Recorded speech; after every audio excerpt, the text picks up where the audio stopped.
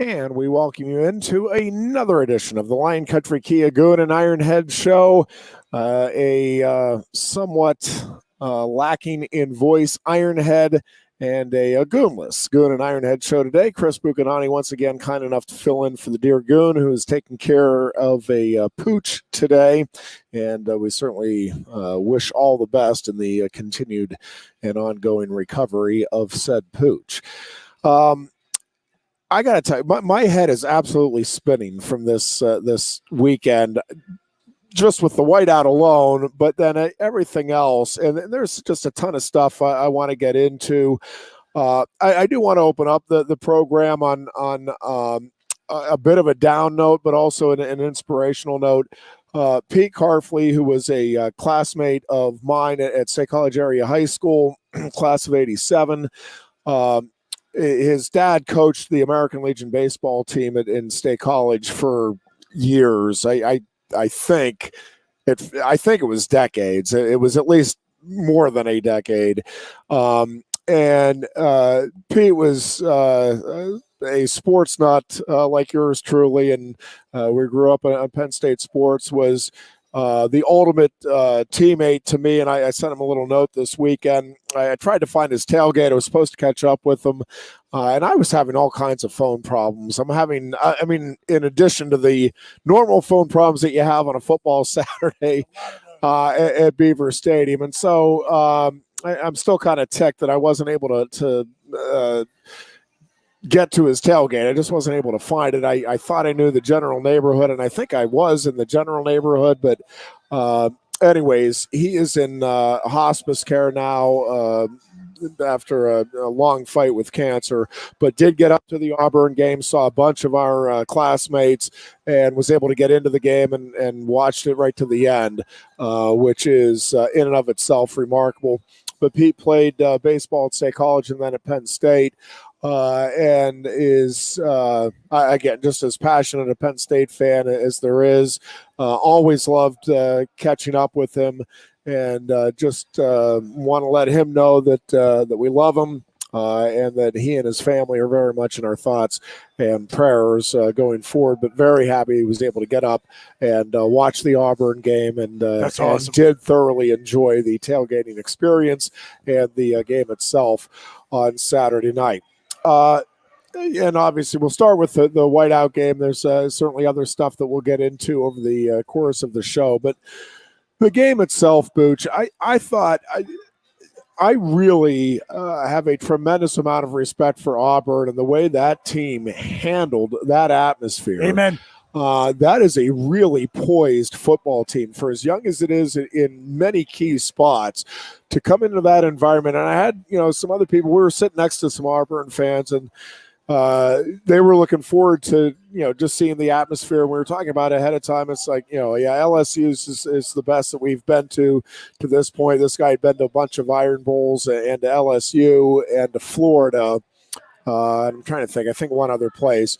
But he was really excited about the whiteout opportunity. He said it at halftime. It's like, yeah, this definitely lives up to the billing, and just fun to be a part of the experience. But and I had some friends saying, well, I don't think the crowd's going to phase Auburn because they've been to LSU and those places. I'm like, well, the program has. I'm like, not a lot of those guys on the offensive side of the ball have. Like, it's one thing to say, Penn State plays at Ohio State, plays Ohio State every year, but that doesn't help you if it's your first time playing Ohio State. Especially when you consider there are two classes of guys who haven't played in an SEC stadium in front of fans yet. Well, right.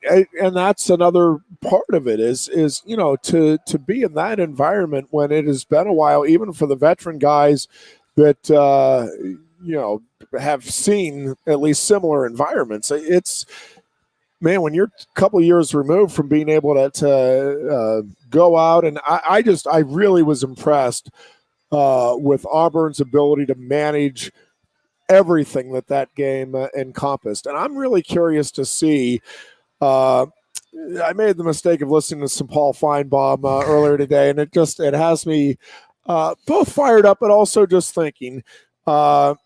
and he was talking to somebody, and I forget who, but he said, that person told me that it was a former SEC player who's now in the broadcasting. I'm just completely blanking on who he mentioned, but he said, that Feinbaum was saying that he was asking this guy where Penn State would fit in the SEC. And, of course, this person's middle of the pack, SEC West, it was maybe fourth or fifth. Greg McElroy. Yes, that is it. Or a rich man's Brody Croyle, yes, as I like to refer to him. So, and here's the thing. At the end of the day, I mean, I don't buy that for a second. It's one of the things coming out of Saturday night. I was talking with friends and on Sunday, and here's my take on this Penn State team and college football in general this year. I've watched a good bit of 2 games now of Alabama, and listen, they're a good team. I'm not sitting here, and they may go on and win the national title. I certainly think that's very much in the realm of possibility. Oh, it's always a safe bet. But I don't think this is a great Alabama team, right? I mean, like in terms of what Nick Saban has produced. Now, could it get there by the end of the year? And have we seen Nick Saban teams develop? Absolutely. And I'm not discounting or ruling that out. And I'm not sitting here telling you, Penn State, if they get that opportunity, they're going to roll Alabama. But what I am telling you is, you're looking at Alabama and Clemson and all of these, Georgia looks very good. I don't think there's a team out there, and it has been a long time since I can say this. I mean, even 2016 and even, the years where Penn State was fighting for a playoff spot, like, yeah, but Alabama and Clemson are on this level, and then it's Penn State and some of these other teams that are fighting. And that doesn't mean, again, on a given day, yeah, Alabama can have 5 turnovers and have that, crazy game that goes against them, even in those scenarios. But I'm telling you, looking at it straight up, trying to be as objective as I can be, I don't think there's a team out there that Penn State can't beat. I also think there's about 12 teams, I would say 9 to 12, that I think could easily beat Penn State on a given day. I don't think Penn State is head and shoulders above. I think there's 3 teams from what I'm seeing right now, maybe 4 in the Big Ten that are capable of beating Penn State again on a given Saturday. And I think nationally, there's another 7, 8 teams that I would throw into that mix as teams that could beat Penn State. And it's hard to, you're trying to eyeball this and trying to be as objective as you can be and all of that. But I'm not seeing anybody out there at this stage of the season that I'm like, whoa, yeah, that's just a little different caliber. And not just from Penn State, but from the other top teams. I mean, I don't think there's the separation that there has been, at least at this point, again, is what it looks like to me. There's not that separation from those top 2 or 3 teams. And then I think it's those top, again, I would put it anywhere from 8 to 12 teams that are all, I think, very much in the mix. And again, the whole, hey, it's going to be who executes on the day in question and is able to get there. But I don't think there's any reason for Penn State to be fearing or for Penn State fans to be thinking, yeah, man, everything would have to come together for Penn State to beat that team. I just don't think I think Penn State would have to play very well to beat those top 3 or 4 teams. But again, I don't think it would take a Herculean effort by Penn State or crazy bad day by those teams for Penn State to win. That's a good way to put discussion. That that Penn State wouldn't have to play an absolutely perfect game to win. In the last several years, when you've compared us to the very best teams in the country, you feel that way. Yeah, and pretty much everybody, right? I mean, it was like Clemson and Alabama, and then it was a drop-off even to Ohio State most of those years. And then it was like Ohio State and maybe 1 or 2 other teams, Georgia or Oklahoma or, Notre Dame, some of those years, and then another drop-off to that 3rd tier. To me, and again, I'm, one person's opinions, I don't know that I'm right, but it feels to me like there's 8 to 12 teams there that are all kind of in that neighborhood. By the way, I don't think Notre Dame is one of those teams. I mean, I know they're ranked there now, But when I say those 8 to 12 teams, I am not putting Notre Dame.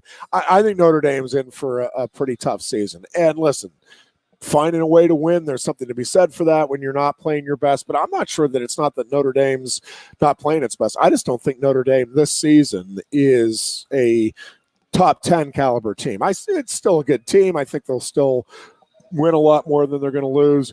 But I think I'm looking forward to this Wisconsin game because I think Wisconsin is going to win pretty comfortably, and pretty comfortably to me is double digits. And I think Wisconsin will win by double digits.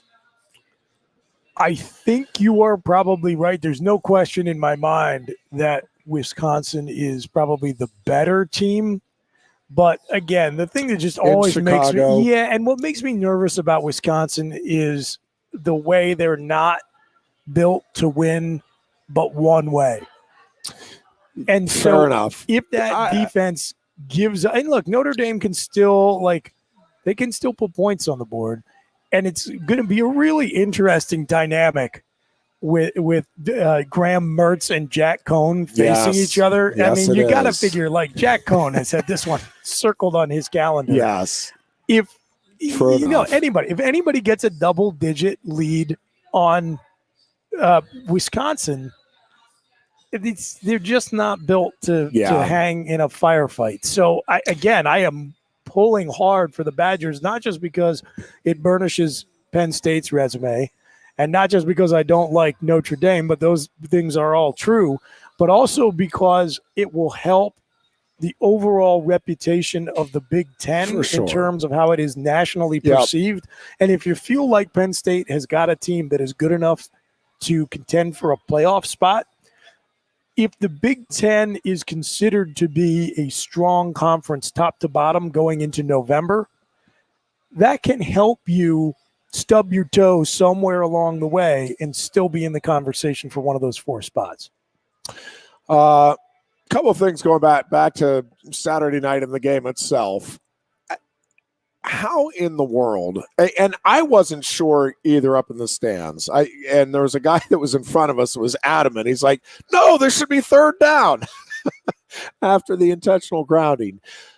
In all honesty, though, it's one thing for fans or even players or coaches to get confused. How in this day and age, with all of the technology we have and all of the ability to communicate, seriously, how in the world do you lose track of downs? How does the replay booth screw it up? It makes no sense. That to me was the most maddening aspect of the whole thing when the SEC put the statement out. Neither do I. They said that the replay booth agreed with the officials. And I was sitting in the stands, and Ironhead, I thought I was losing my mind, honest to God, because I just couldn't conceive of the notion that, FBS officials were going to lose track of how many downs there were, right? So I'm racking my brain. I'm like, okay, it was 1st down, intentional grounding. By the way, that shouldn't have even been called intentional. That's grounding.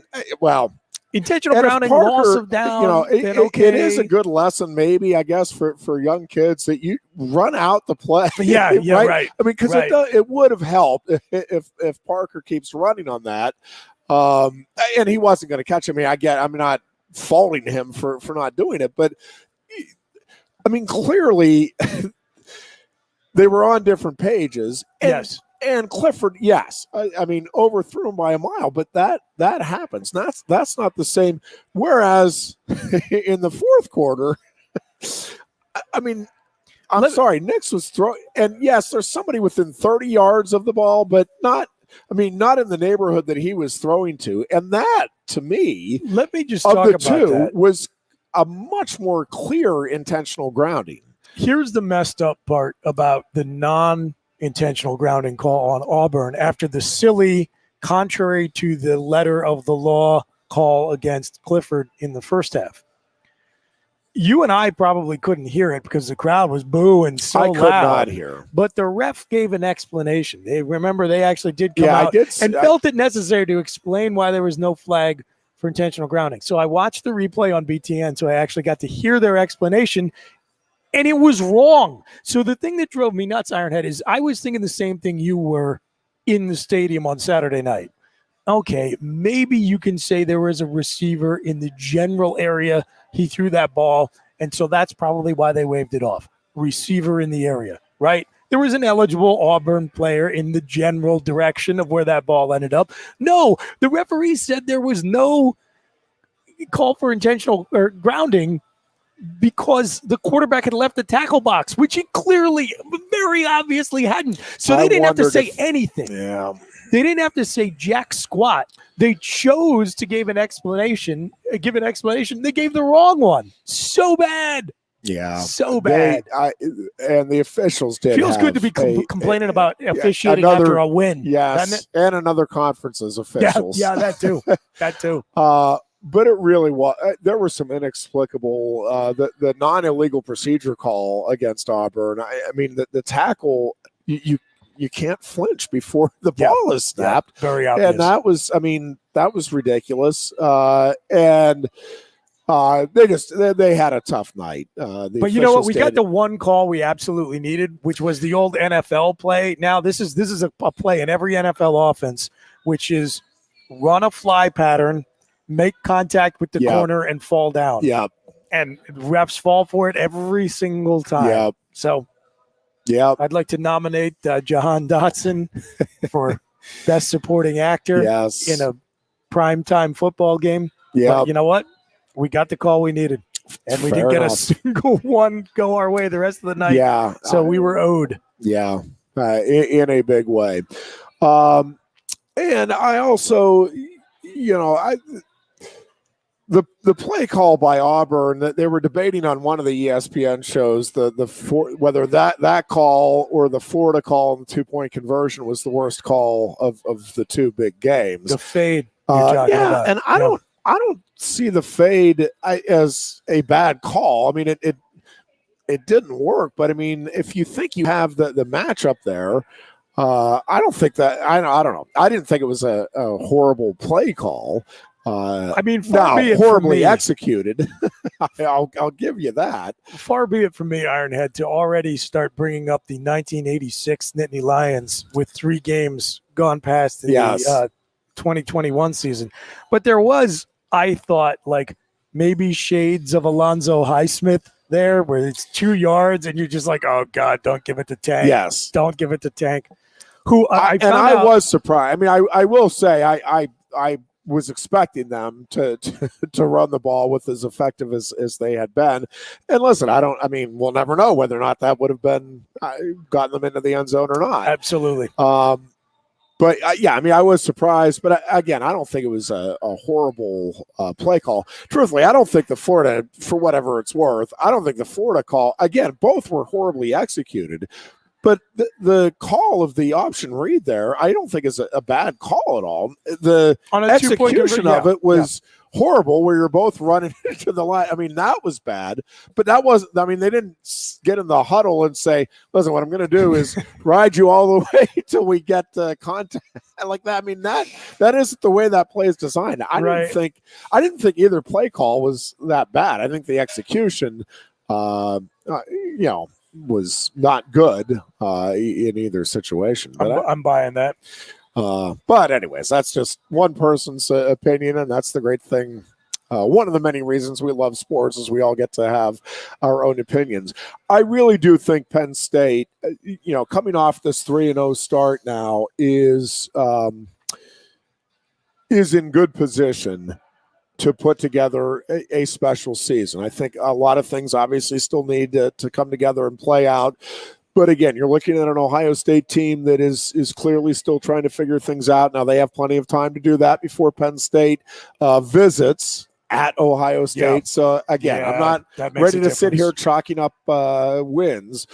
But I think when you look at this Penn State team, yes, 3-0 is the big part of the equation here, but I also think you've seen genuine improvement across the board from game to game. I think they've cleaned things up. There's still some things obviously that they need to work on and get figured out, but I think they've played 2 good teams. I don't know exactly where in the overall pantheon of college football Wisconsin and Auburn are going to fit. But I think, it feels like those are a couple of teams that are at least capable of being top 20 schools at the end of the season. I think both of them have that type of talent, that type of coaching, and that's my expectation is they'll be somewhere probably in the bottom half of that top 20. But you have two of those wins now, one on the road, one at home, sandwiched around again, I think a good win against a Ball State team that is at least going to contend, I think, for the MAC championship again this year. And now you have the one game that I think you can, as a fan, count as a W even before it occurs. And then I think the conference and TV gods have done Penn State a favor with that night game against Indiana. Because again, I do not see Penn State losing a game where it has at least equal talent in a night environment at Beaver State. I mean, I think Penn State has better talent than Indiana. Is the bigger favor done for Penn State as a result of the scheduling of that night game, the opportunity to host Indiana in a prime time environment at Beaver Stadium, or the possible avoidance of yet another night game at Kinnick Stadium the following week, because ABC taking Penn State in the primetime slot greatly Virtually increases assures the chances that we're going to be a big nooner on Fox versus Iowa. Yeah. And again, it's all about, certainly no guarantee that the earlier kick is going to get you the win. But I don't think there's a person out there that on Penn State that, hey, given your option, would you rather play at noon or a night game? Look, we're playing. You know what? Just stop. We're playing Villanova this week, which means I get 2 full weeks to enjoy this Auburn win. Yes. I don't even want to think about that road trip to Iowa or what I think is going to happen out there. So let's go back to happier thoughts. Yeah. Well, and listen, Iowa and Ohio State are is it possible somewhere else they get tripped up? Absolutely. But, it feels right now like that's what this season comes down to is can you, if you win both of those games, man, you are lined up for greatness. I think what is in a way great about this season, because if you look at the teams that have gone to the playoffs the last several years, with the exception of Clemson, because they just cut through the ACC like a hot knife through butter. Except for Pitt. Yes. And by the way, I do not want to let it go unremarked. No, please don't. That Pitt has not had an unblemished non-conference record since like the first term of the Reagan administration. And all they had to do to break that ignominious streak was beat Western Michigan. And just as a little sweetener for our weekend last Saturday, Ironhead, they couldn't do it. Amazing. And had to rally to even make it competitive, to make it a close final score. So that just means Tennessee really stinks. So again, SEC fans, please come up here and lecture me about just how terrible Penn State and the Big Ten are, because Tennessee lost to Pitt. Okay, guys, thanks. Great. So, talking about relative conference strength, the teams that have gone to the playoffs have had, generally speaking, pretty rigorous regular season schedules. Certainly the SEC teams that have gotten there and have done well have been tested multiple times over the course of their 12-game regular season. And I think Penn State's set up to have a similar run here in the Big Ten. Michigan State, who we've got to play in East Lansing, they look very solid and much improved. With Maryland looks like they're a team you can't overlook. Even Rutgers is playing a lot better. Much better. So, and again, I think that's good. Oh, I'm with you 100%. I think I'm not saying these other games are automatic W's. Again, it is certainly possible. The Big Ten, I do think, is right there with the SEC in terms of, and I'm not even sure that the Big Ten's not ahead of the SEC in terms of top to bottom strength. Now, if you go to the very top, even there this year, I think it's debatable as to, if the SEC is clearly better, and I and don't if so, know, by how Ironhead. much? I mean, the Alabama game manager quarterback whose wife didn't get Brent Musburger fired thinks we wouldn't even be fourth place in the SEC West. This is very true. Tennessee lost to Pitt, but go on. But listen, you have, I mean, I think when you look at the Big Ten right now, and we'll see how everything plays out, but you're right. Michigan State has looked very good. Michigan has looked phenomenal to this point for whatever it's worth. But that's a game you really again, not all of these teams are going to be contending for Big Ten titles, right? That you have, but the Big Ten East in particular. I mean, Iowa. We'll see. Wisconsin's obviously going to have an opportunity here with Notre Dame to shake off the Penn State loss. But Iowa certainly looks right now the part of a big time player on the national stage. But in the East, I mean, I don't think there is a weak team in there this year. Not like there has been in the past. That's for sure. I mean, I think they are all good. Again, I'm not saying they're all contenders for a Big Ten title, but I mean, Maryland, is a good team. Rutgers is a much improved team, if not good. And again, with both of those schools in particular, right? I mean, Penn State is circled every year on those calendars for those programs, coaches and players alike. So they will get Penn State will get their full attention for those games. I mean, those are games that are reputation makers for those programs and are ones that, if you're a coach, gets you another 5 years at at that school if you chalk up the W. Well, it looks like at minimum, every team in the Big Ten East division, I would say, is probably, based on what we know about them right now, better than Illinois, Northwestern, and Purdue.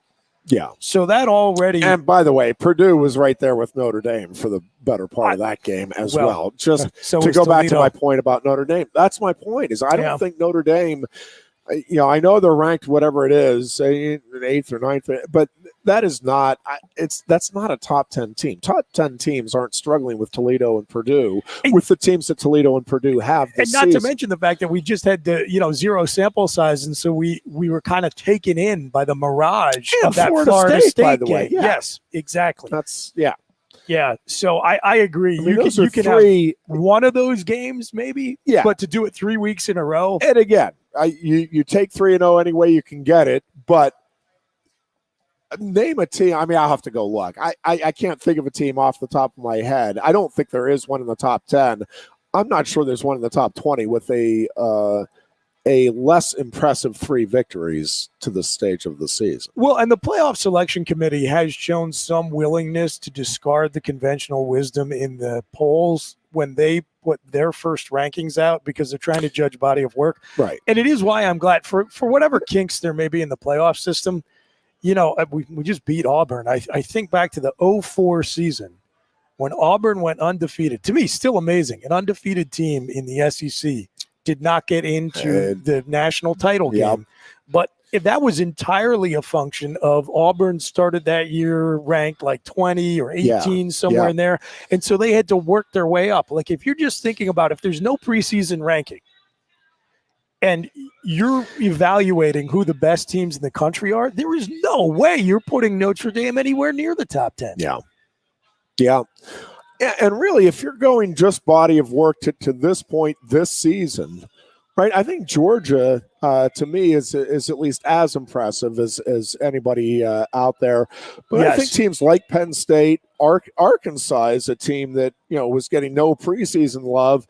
And again, we'll see how it plays out. We're going to find out real soon about Arkansas, which is great. And so, but I think, body of work to this point, I mean, Penn State would be top 5 for sure, and I would argue probably 3 or 4 at least. I mean, I think Georgia, again, has been impressive to me to this point. I mean, Alabama's Alabama, and they haven't had the opportunity to knock off, a high caliber team to this point, even a relatively high caliber, at least in my mind. Certainly when you look at Penn State's wins over Wisconsin and Auburn, and again, with the caveat that it's the body of work to this point, all that could change. Auburn, to me, looks like a very good team. Maybe Auburn does go out and finishes middle of the pack in the SEC, and we change our viewpoints on that. Maybe Wisconsin gets clobbered by Notre Dame and gets smoked by Iowa, and that win looks less impressive. But Auburn's going to get stage, somebody good at Jordan Hare. For sure. I think I think that team. I think it is built to win in the SEC. Yeah, I really do. They have to avoid the turnover bug, and it got them, nearly got them a couple of times.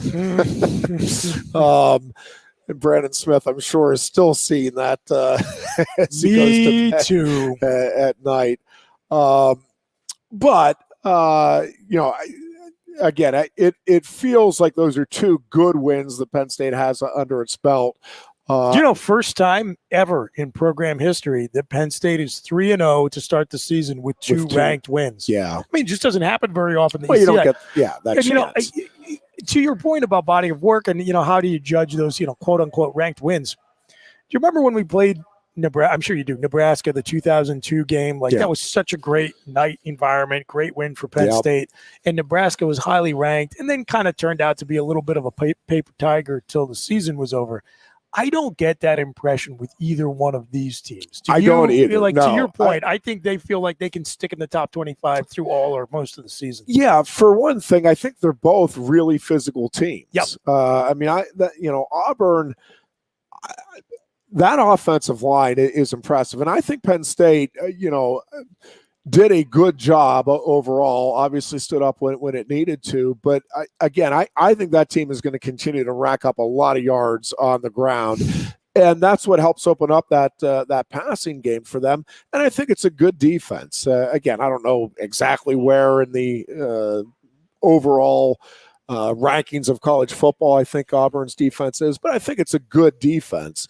And I think it's a defense that's going to give a lot of teams problems throughout the course of the season. Yeah. And again, this Penn State team, we've talked about it. Goon's talked about it. It's one of the reasons Goon says he likes this team is it doesn't have that a lot of star power. It has a lot of guys that are just out there grinding it out. I mean, Jahan Dotson is it's going to be hard to not count him as a star here if he continues to make the catches and produce the way he has here in the early stages of this season. But I do think this is a team that just feels, again, like it's all in, and that, again, I don't know that I'd sit here and tell you that when I'm talking about looking at the overall picture, I don't know that I'm sitting here telling you that I think Sean Clifford's one of the top 5 quarterbacks in the country. I don't know that Penn State's offensive line is one of the top 5 offensive lines in the country. I don't know that I think it's a good special teams unit. I don't know it's one of the top 5 in the country, but I think all across the board, and again, you could go on and on, I think they are good in all of those areas, and I don't think there's an area there to this stage of the season, at least, where it's like, but that's the one Achilles' heel. I think they're, again, I don't think short yardage running game is fantastic. Yeah, but I'm not even sure that that's not going to come around here. That's fair to this point. I don't think that's hopeless by any stretch. But if I'm pointing at one thing where there has not been a passing grade yet this season, it's short yardage running game. I will say I think that is, and that includes against Ball State. Yeah, I do think it's in part, though, because of the two defenses you played outside of Ball State and what those units bring. That's fair, but I also think that's something that I would be when Penn State went for it on the 4th and short, I don't think James Franklin knew quite how far, because that play, if you had a less than a yard, I think probably worked. But that was a good long 2 yards. Was that the deal? I thought it was like closer to 2, maybe not quite 2. Is at least what it looked like to me. Yeah, it's tough to pick up against that kind of defensive front with a QB sneak. Sure. Yeah, and so I don't know. We'll see how it all plays out. But in terms of units, I don't think there's a unit there that is weak. And again, I don't think they have an elite unit there in my mind at this point. I think the secondary may be getting close and may be there. But that starting corner tandem of Tariq Castro Fields and Joey Porter Jr. Yeah, and Look out. Oh man, I thought Porter had. I mean, they made that is one instance where they did make the right call on it. Yeah. I mean, he clearly was down, but man, I actually want to bring that up because I felt like a couple of notes on that. The Joey Porter, fumble return for a touchdown that wasn't. First of all, I thought that the environment in Beaver Stadium was interesting in that oftentimes at these primetime whiteouts, I feel like the crowd peaks early. Yeah. Like at or before kickoff. And then there's a little bit of a, downward decline depending on how the game goes, just because it's getting later. The energy has started to, dissipate a little bit. And I felt like this game was the exact opposite. Agreed. And the one time I was worried about the atmosphere deflating was after that got called back because everybody went nuts. And, in the back of your head, you're thinking, man, if that holds up, that's game over. And then, no, you got to get right back into the meat grinders. So credit to the crowd for not getting out of it. But far more importantly, credit to the team for just brushing that off. I mean, Ironhead, to me, one of the two biggest differences between certainly last year's team, but the last few years with Penn State versus this year, physicality and nastiness on defense. Yeah.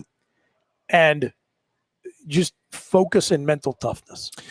Yeah. I also, how many plays did Sean Clifford have all night? I mean, the run. That one, the one play, the one I'm talking about. Oh, yeah. He could have had a snack back 15 seconds. I mean, it felt like it's probably a slight exaggeration, but not a great one, I don't think. I mean, truly, and just able to survey the whole field a couple of times over, and it happened repeatedly over the course of the night. The pass protection has been exceptionally good. Yep. The run blocking, again, I think is there's still room for improvement there is the polite way to say that. But I think part of that is also just going to be continuing to work to get the timing down. And that's, backs and linemen. And also, again, I'm not sure, and I know we're talking about it. Well, we'll see how it plays out. I'm not sure you're going to see outside of Iowa and maybe Ohio State, better defensive lines than you saw with Wisconsin and Auburn. And I mean, Ball State, they didn't exactly run crazy, but the numbers were much better against Ball State. We'll see, again, how the season plays out. Michigan and Michigan State, I think both may be better than Michigan State's definitely better than I thought it was going to be before the start of the season. Not difficult, but Michigan I still want to see against real competition. I mean, it definitely looks like some things are coming together there. It does, but man, we've been suckered in by these Harbaugh Michigan teams so many times. And I'm telling you, it really is. I know people, the SEC West, and my God, I'm telling you, the Big Ten East right now, both top end, because I think Penn State, maybe Michigan and Ohio State, but Penn State and Ohio State, to me, definitively right now are teams that are among the contenders for a playoff spot this year, and in my mind, among the contenders for a national title. And I'm not sure that Michigan State can't get there with the way it started. Now, there's some things that need to come together, but man, that is a better team than I thought it was going to be. Maryland, I'm not as surprised about, but that is a program that is turning if it has not turned the corner. That is a program, and you thought with a lot going there, it was going to get better and better, and it is. The talent level's better. He's understanding the personnel better. I mean, it is a really well-coached conference across the board, but in the East in particular, and Greg Schiano obviously knows what he's doing. Yeah. And I think is getting the absolute most out of the talent that Rutgers has right now. So I just don't think there's there's not a team that you just chalk up as an automatic W in the Big Ten East. And again, that to me, Penn State, though, still, if it goes out and takes care of business and plays the way it's capable of and continues to improve, again, to me, being at Iowa and at Ohio State are the only two games that should pose a problem in terms of actually losing for Penn State. And again, it doesn't mean they couldn't stub their toes somewhere else along the way. Any of those teams, again, if you're not dialed in and ready to go. And that's another thing, talking about the I love the focus of this team, and like you were talking about, the mental toughness, and it's why I do think this is a team that has a chance to do something really special this season. That being said, we are still talking about it's team sports, and it is college kids. And I got into a longer discussion than I should have with a friend about this, but it's like, and it was based off of the Steelers game with the Raiders, which I just should not talk about. But and the argument was whether or not by the way, Steelers, Ironhead and I have a mutual non-aggression pact. I'm not going to bring up the Steelers game. He's not going to bring up the Eagles game. But so the Steelers did not play well, and nobody's going to argue that. But the argument was, well, they just weren't coached up very well during the week. And I'm sorry, I'm just not buying that Mike Tomlin, in his whatever year as head coach of the Steelers, has just decided, this week I think we don't really need to. It's the Raiders. The Raiders, who have always given the Steelers problem. The Raiders can be 0-16 now. And if it's the last game of the year, the Steelers are going to be in big trouble, even if they're 16-0, because I don't know why. It just is. They're still mad about the immaculate reception. So the idea that Tomlin or anybody in that Steelers organization wasn't dialed in, and again, I'm not gonna sit here and tell you it was a lot of fun to watch, but this is my point. You don't know. I don't think it's that any of these teams aren't practicing and focusing and scheming to the best of their ability. Sometimes, just like, because it's human beings, right? There are days when I was doing the radio show, there were days where we had so much prep done and I was so fired up, and you're like, at the end of the show, you're like, man, that did not go nearly as well as I was hoping. I can't explain why. You could get a good night's sleep. You could have everything be thinking in your mind, you're ready with the lines, and for whatever reason, it just doesn't come together that day. Yeah. And there are other days, by the way, where I went in panicked, and it's like, oh my God, this is going to be a disaster. And largely thanks to the audience, but I mean, pull a rabbit out of your hat, and like at the end of the show, it's like, my God, that was unbelievable. That was a really good, fun show, and we brought up interesting stuff, and we got interaction. And so my point is, you just don't know. Sometimes you have done everything right, you have planned properly, you have the right game plan, kids are in the good frame of mind, and it just doesn't work for whatever. The passes are a little bit off. The block is just you didn't make it the way you planned all week, and you've schemed all week, and you missed a time or two, or the opponent's a little better than you just physically, and there's not much you can do about that. So, again, you take nothing for granted outside of maybe a win against Villanova when it comes to this college football season. And again, especially in a conference like the Big Ten or the SEC. Again, there are not many give-me's, if any, in either of those conferences. But I do. Although Tennessee, I really do lose like to this Pitt. Penn State team. Just for the record, Tennessee lost to Pitt. I feel compelled to raise that again. That's not the Pitt team that lost to Western Michigan that you're talking about. The very same. Wow. How does that happen? If Penn State would finish fourth in the SEC West, I would hate to find out where Tennessee would finish if they were over there. Yes. Good God. Yes, indeed. We'll take a break here. I do want to talk about the movie and get into some other thoughts from the weekend gone by. And we'll break down in great detail, I'm sure, the Penn State Villanova game on Thursday. So we'll save that for them. We'll be back with more of the Lion Country Kia Goon and Ironhead show after this. Lion Country Kia is offering exceptional deals on your new Kia during Kia's Command the Season event. We have a nice selection on the 2021 Kia Sportage with various options and prices as low as $26,800, saving you $3,000. Or if you demand big power and towing capacity, slip into one of the 2021 Kia Sorrentos available on our lot, starting at $32,680. Discover why Kia drivers throughout the area come to Lion Country Kia or visit online at lioncountrykia.com. Quaker Steak and Lube is throwing open the garage doors and setting up the umbrellas. It's patio season. Come enjoy great food, drinks, and fun in the sun. There's always something happening at Quaker Steak and Lube, but we're really amping up our event calendars for our favorite time of year.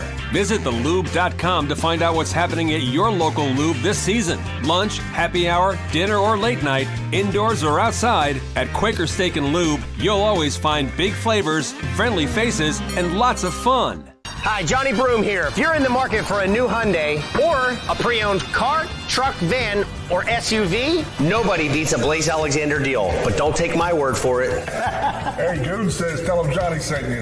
Hey, tell him Johnny sent ya. Tell him Johnny sent you.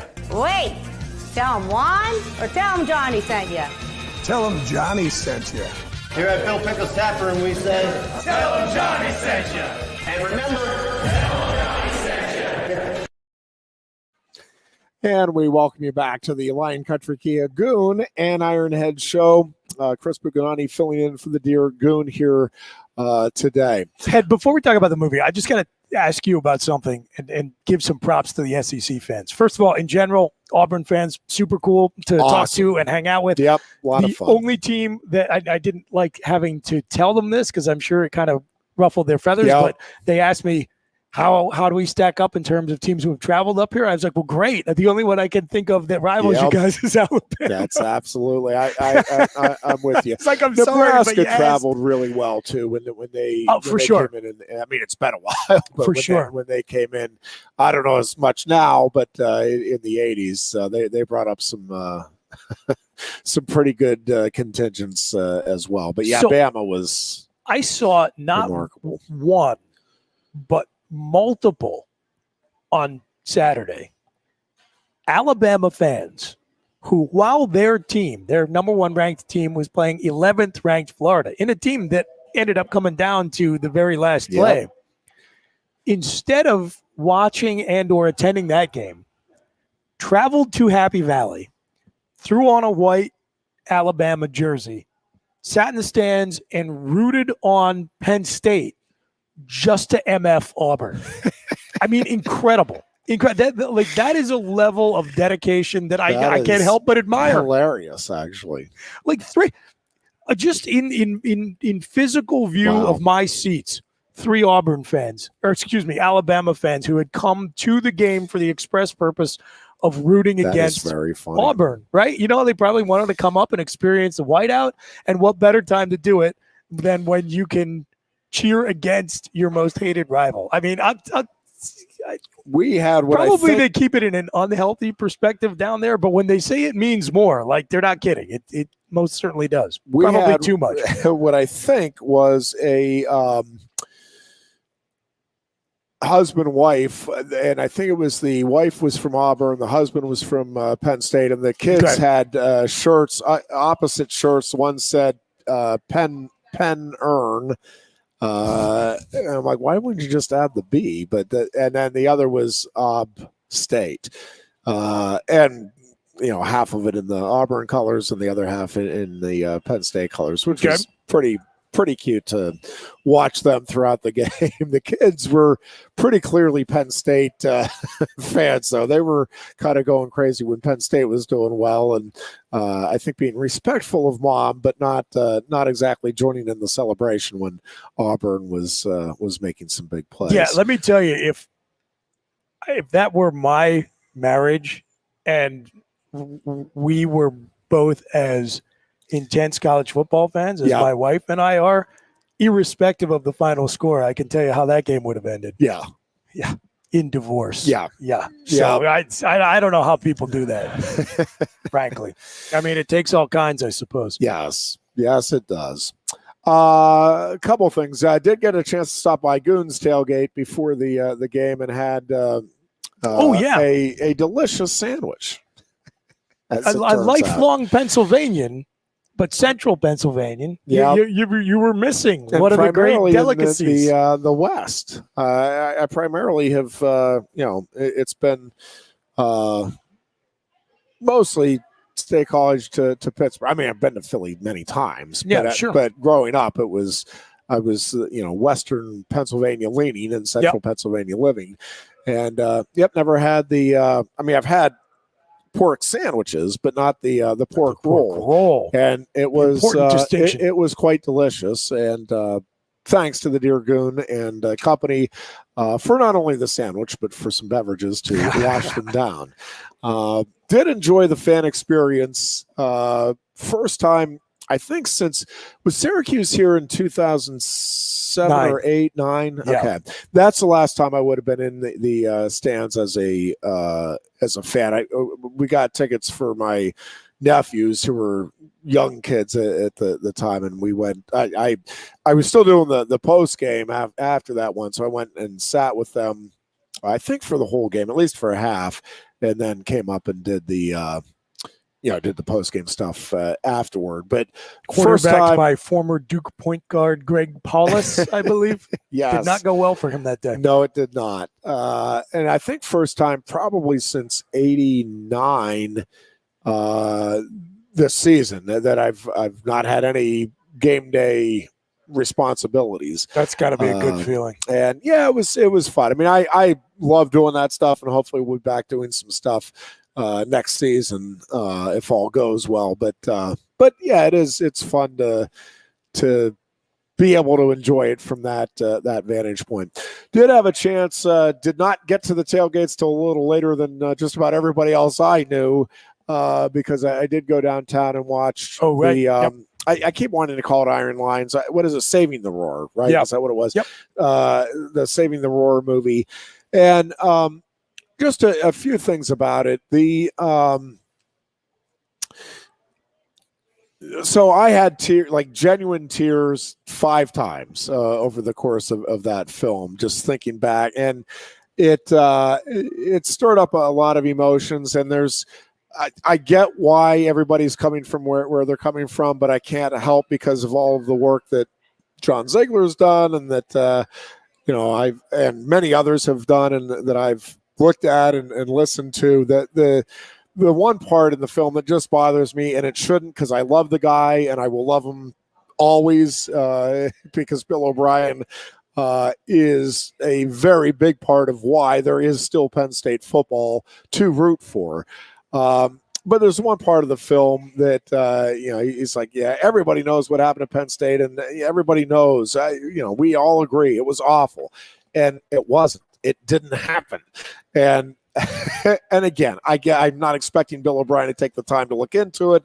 He's relying. But here's my problem. So they're all in the bubble, and they're understanding, listen, the media has its own narrative. Exactly. So why won't you re-examine that media narrative? In fairness to some of the comments that were made with regard to that, I am pretty sure a lot, because it's, as you know, it's been sort of a meandering journey for that film. Yes, I don't know when those interviews were conducted. I would guess probably about 3.5 to 4 years ago, because they actually, I mean, I can't remember. You did not get to see the sneak peek, because there was I did see the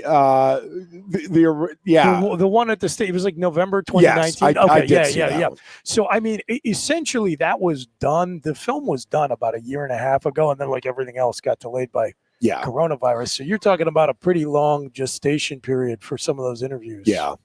Fair enough. It's still just, as somebody that is adamant that at some point the actual full truth of that story get out, it's still, again, like I said, it bothered me more than it should.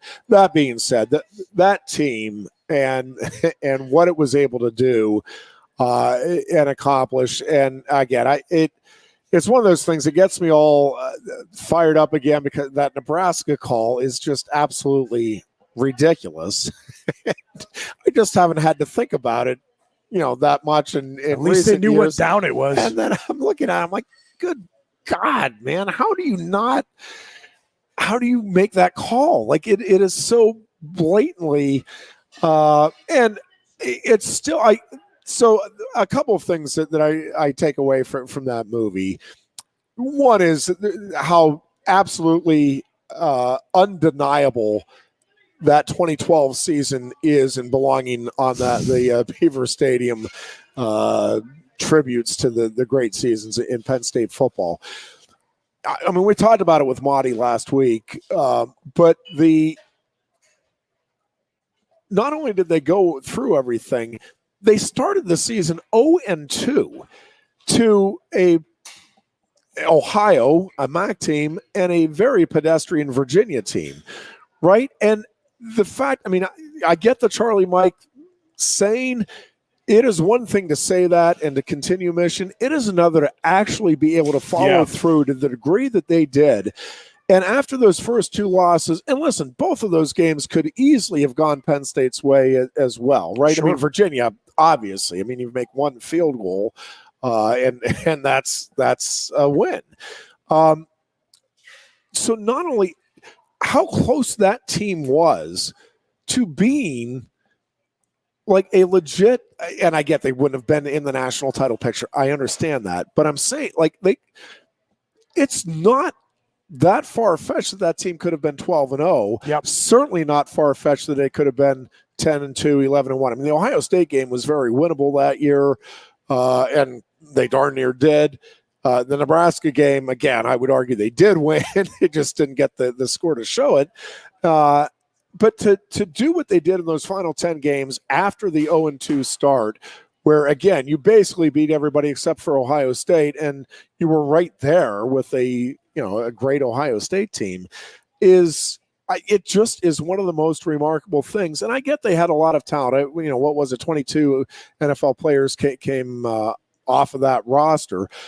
But because of everything that had happened and then losing – the Silas Reds and the Ferris and all the guys that they did, to still be able to hang in there and put that thing together the way they did is just – I just don't think you can overstate how remarkable that team was in both what it meant, but in what it actually did out on the field that season. It just is – it's just truly incredible. Getting chills just thinking about it. Yeah, I had chills throughout, and watching O'Brien get emotional and watching Monty get emotional, and I love the connection that he and Zordich have, and the dynamics of those families coming together. I mean, all of it.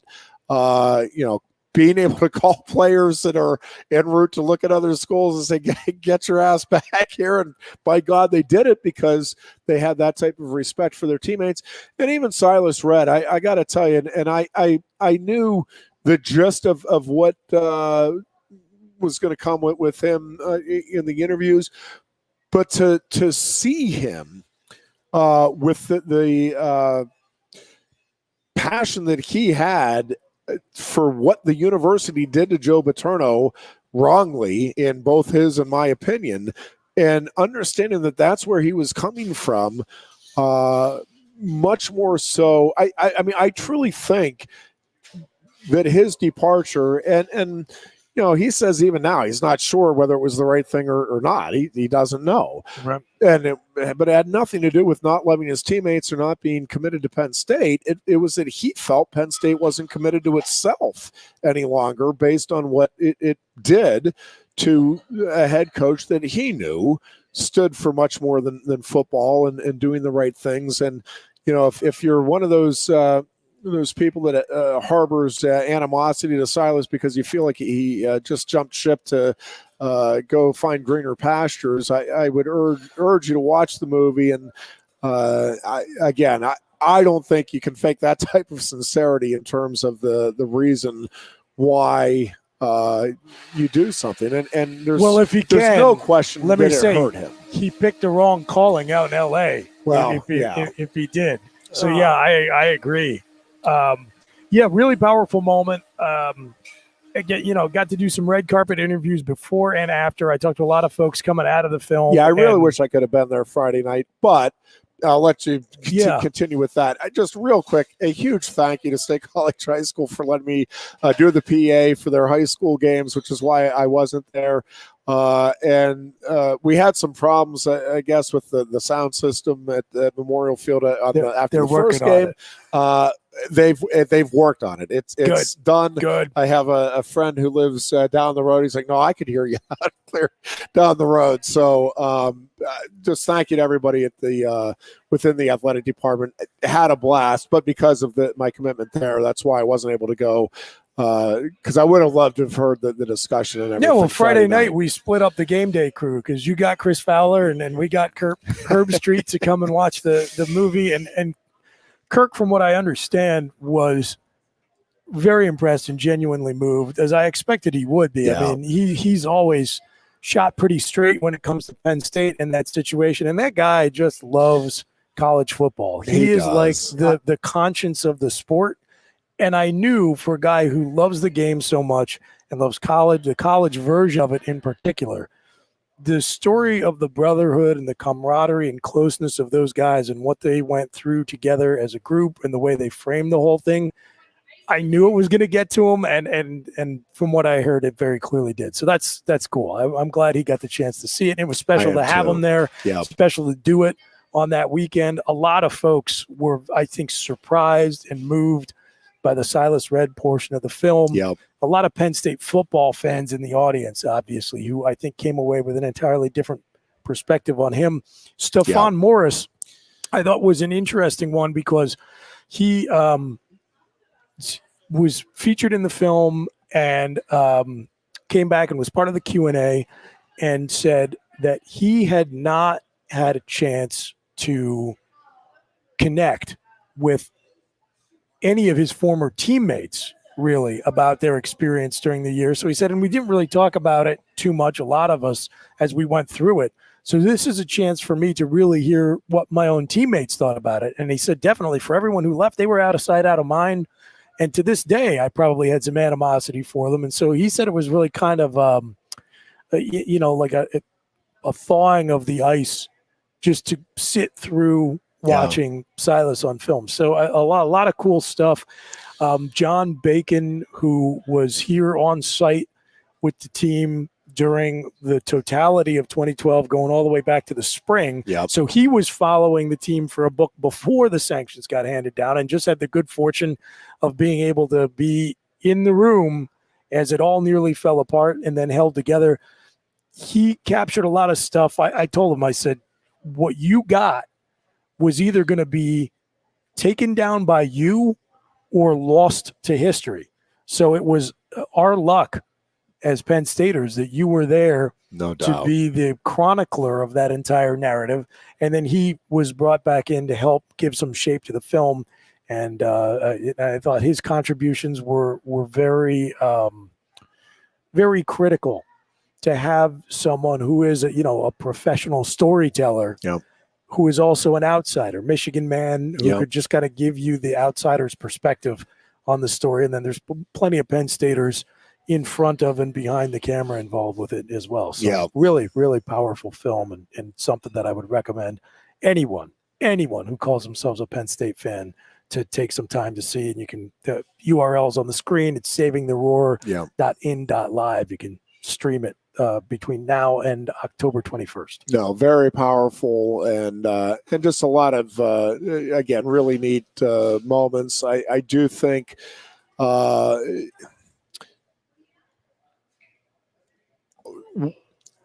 Wisconsin game and what Jordan Hill did in particular, but I remember the post game show after that game we were talking.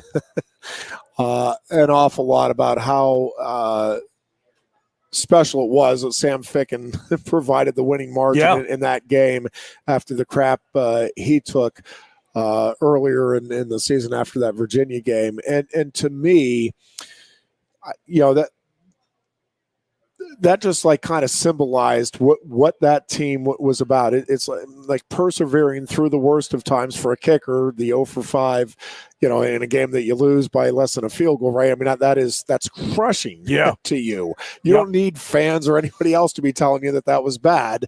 You're feeling it immediately, and you're heartsick about it.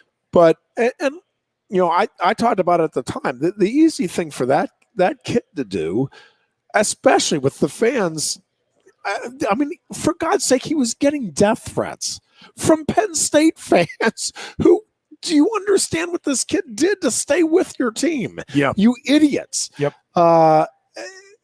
And this kid, I mean, legitimately is dealing with death threats along with all kinds of other crap that people are feeding him. And again, he still has the option to go to another school next week and get away from this crap and not have to deal with it. And Bill O'Brien has the right to say, you know what, love you, we'll give you another chance next year, but we got to find somebody that can get it done in the games. And neither of those things, I mean, many, many great stories about that year. But the stories I always love the most in sports are the people, and it's what draws me most to sports is the folks that are able to persevere through the hard times and come out on the other side getting the rewards. And there's no guarantee. There are plenty of people who have gone through a lot of crap and they never get, the football players who are fantastic. I mean, Dan Marino at quarterback is, in my mind, one of the top 3 quarterbacks ever in the NFL. But that doesn't have the hardware to show for it. But I mean, guys that have gone through much worse than that, not just winning, and they don't get the ultimate glory. The fact that Sam Ficken was able to, because Bill O'Brien and the team stuck with him, and he stuck with them and believed in himself enough to get through all of that. And to me, it's just symbolic of what that team was about. The whole Charlie Mike and my God, we're just going to keep plowing forward and giving it all we have.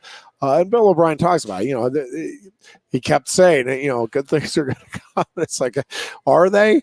But they did. And again, there's never a guarantee. But man, for that team to finish up that season with that win was, it's storybook stuff. Yep. And it was, again, a lot of great moments in the movie. And yeah, if you're a Penn Stater, you should go check it out for sure. And it's a team that saved the program. And it's why, again, Penn State has been able to have the success that it has had under James Franklin. And I think, one of the great stories about that is just getting the right person in Bill O'Brien for that time and then following it up with James Franklin, who was the right person for that time. And, to have those two guys follow after the legacy of Joe Paterno and to be able to achieve and accomplish what they have is we talked about it last week with Mike Motti. I don't think there are many schools. I mean, we'll never know, and I don't want any other school to have to ever find out. I really don't think there may be a handful of others that could have had a similar story told after the initial problems, but not many. And I'm not 100% sold that there's any other program that would have been able to sustain itself to the degree that Penn State did to come out the other side in as short of a period of time as 5 years and be winning a Big Ten title. It's just crazy. I think that's fair. That's going to wrap up the show for today. Well, I'll give Goon the homework assignment. He'll break down Villanova. He'll have all the ins and outs. We will have tons of hard-hitting analysis on the Wildcats football program. I do want to talk a little bit more about just college football, big picture stuff on Thursday and what we think we know after 3 weeks of the season, because that's kind of fun. And I like charting because there's always things that you think you know now. Then at the end of the season, it's like, man, you were off on that. Like, I think we know that Notre Dame is not a legit contender right now. That's 3 games. And I get that they're all W's. That's 3 games. That's not a championship caliber team. Those are 3 teams that championship caliber teams. As you said, maybe you stub your toe one week and you struggle. You don't 3 weeks in a row struggle against teams that are nowhere near the top 20 and you're having to pull out wins in the fourth quarter. That's not what happens. No offense to championship Toledo teams. But I also feel like we know that this is a little more wide open season. And again, I'm not sitting here telling you that Alabama and Clemson and Ohio State won't be in there at the end, but I think it feels like it's much less of a sure thing this year than it's been in a long time to me. Yeah, that's fair. Sure. So, of course. Anyways, we'll talk much more about the state of college football. Also, talk a little bit about the wrestling schedule was released earlier today. Just real quick, for those of you that are wrestling fans, Penn State will open with the Journeyman Duels, which will be in York, Pennsylvania. Penn State will wrestle Oregon State and Sacred Heart to open the season on November 13th. Penn State will also be competing in the Collegiate Wrestling Duels, which similar but different than the old national duels in that there will be 2, at least this is my understanding, there will be 2 brackets, but you're not going to have a championship decided. So basically you're going to wrestle 3 teams and that's it, but you're going to know the 3 teams going in. And they're going to have they're trying to get 8 of the top teams. I don't know if they've released the teams, but there are other recognizable name teams that'll be going, but they don't want, like Penn State and Iowa don't necessarily want to be wrestling each other again at that stage of the season. Sure. And so I think they're both going, but they're not going to wrestle each other. But I think there may be an opportunity there for Penn State to wrestle like an Oklahoma State, maybe a North Carolina State, as some teams that would not otherwise be on the schedule in the conference. So it's not a bracket; it's just like a docket. Correct. And I think it's all. Again, this is my understanding. I'm waiting for a call back on clarification. So if I need to correct the record on Thursday, but the people I was talking to, that was their understanding was that this was going to work. Where you'd wrestle. I'm not sure if it's 3 or 4 duels over the couple of days down in Florida, but that'll be right before Christmas, December 20th and 21st, a Monday and a Tuesday. And then just real quick, the home schedule will have Army at Rec Hall on November 18th, Lehigh and Rec Hall on December 5th. Penn State will also be at Penn. Of course, the Big Ten schedule was already released earlier, and then Penn State will host Ryder to wrap up the season on Sunday, February 20th. And then, of course, Big Ten championships in Lincoln, Nebraska, and the national championships in Detroit, Michigan, which we already knew. So, do you know what, Ironhead? I will tell you what, I would love to see us wrestle Lehigh at home, and I desperately hope against hope that I will be unable to attend that match. Yeah. You know, it's on December. Oh, yes, 5th. I do know that. Yes. There'll be something going on in Indianapolis that I hope to have a vested interest. I think there's a very good chance that your wish will come true, is my thinking at this point. I like what we're seeing through 3 weeks, and I like the fact that it's not. You feel like there's a much greater ceiling, right, for this team. I mean, I don't think we've seen the best that this team has to offer through 3 weeks. No, because the tight ends were not part of the offense the first 2 weeks, for example. And I did love, and I do think, well, we'll get more into that on Thursday. Well, that's a tease. But that's a tease. We're going to keep talking about this game because, we don't give a crap about Villanova's football. Well, and I do think I do think there's going to be more. I think as they continue to work together, this offensive coordinator, offensive line, and team, I think you're going to see some better and better things. And I don't think it's unlike the Joe Moorhead coached team his first year. Agreed. Where it took a little while, and I'm not saying it's going to come together the way that did, but I'm not saying it's not either, because I do think there's an awful lot of talent on this offense, and I think I think there's a chance that running game can really come together in a bigger way than we've seen. And it hasn't been bad these last 2 weeks after the Wisconsin game. But I think there's a chance for some things to really start to click as everything else is truly figured out here. And I think they're really close to being where they want to be in terms of efficiency and effectiveness. And I think we may see that. I'm going to discount whatever happens against Villanova, but I think against Indiana moving forward, you're going to see a little more high octane offense than we've seen to this point of the season. Talk much more on Thursday. The Dear Goon will join us then. We hope you do as well. Until then, be good.